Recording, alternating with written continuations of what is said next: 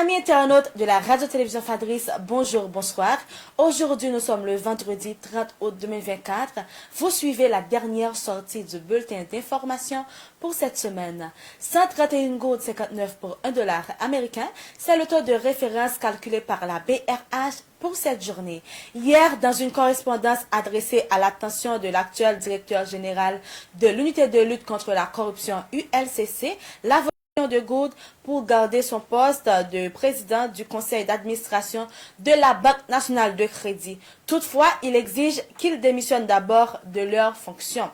Taïwan a effectué un lot de 400 kits d'équipement de protection individuelle à la Police nationale d'Haïti PNH et aux Forces armées d'Haïti FADH hier jeudi 29 août 2024. Ce geste, selon le Dr Gariconi, représente un don précieux visant à renforcer de la défense des droits humains. RNDDH exige l'engagement de poursuites judiciaires contre l'ancienne directrice générale du service métropolitain de collecte des résidus solides SMCRS Magali Habitant. Cette demande formulée dans deux correspondances datées du 26 août 2024 a été adressée au parquet et au tribunal de première instance de Port-au-Prince. Par ailleurs, le RNDDH signale une anomalie le commissaire du gouvernement de Miragouane, Jean-Ernest Muscadet, Jeff, ainsi connu, est le nom de ce présumé criminel.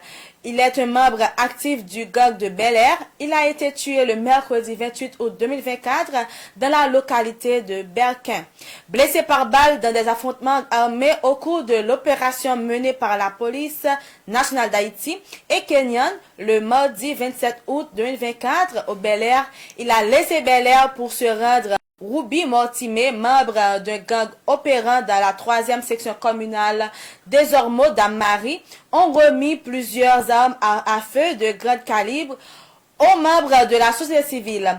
Ces armes ont été transmises au service départemental de la police judiciaire. Général Saint-Louis-Jean, alias Tikenken, et Ruby Mortimer ont pris cette décision afin de se mettre à l'abri de la colère populaire.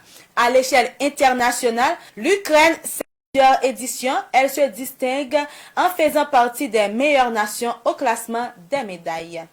Le ministre ukrainien des Affaires étrangères Dmytro Kuleba a demandé ce jeudi à l'Union européenne de faire pression sur les États-Unis pour obtenir le droit d'utiliser leurs armes contre des objectifs situés en profondeur sur le sol russe.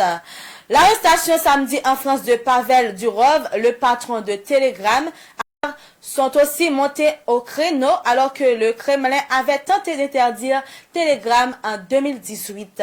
La vice-présidente américaine Kamala Harris a donné ce jeudi à CNN sa première intervention en tant que candidate à la Maison-Blanche, un rendez-vous très attendu, lors duquel elle a attaqué Donald Trump et affiché sa fermeté en matière migratoire et énergétique ou encore sur le soutien américain à Israël, tout en estimant que ces